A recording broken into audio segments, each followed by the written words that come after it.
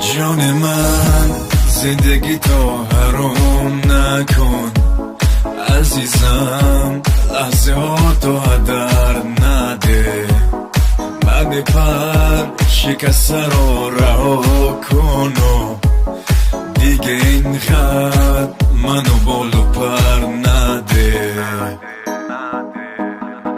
من میتونم زیر بار غصه ها بعد تو تنهایی طاقت بیارم. تو زیادی واسه من ای فیگورم، واسه این میرم و تنها میذارم.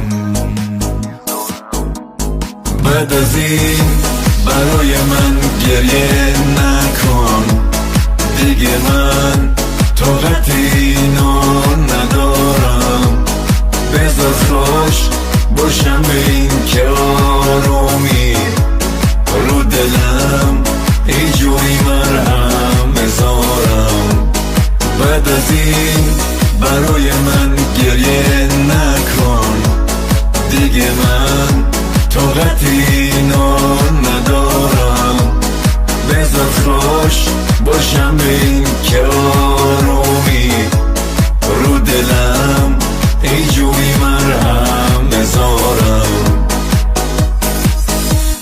بعد از این برای من گریه نکن، برای من گریه نکن، گریه نکن. بعد از این برای من گریه نکن، بعد از این برای من گریه نکن، بعد از این برای من گریه نکن دیگه، من طاقت اینو ندارم. بذار خوش باشم به این که آرومی رو دلم اینجوری مرهم بذارم. غصه منو نخور که بعد تو چجوری با بی کسیم سر میکنم. برو که الهی خوشبخت بشی، غیر از این مرگم و باور میکنم.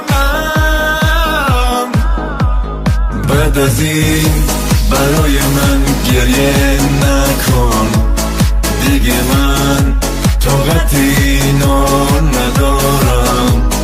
بذار خوش باشم به این که آرومی رو دلم اینجوری مرهم بذارم.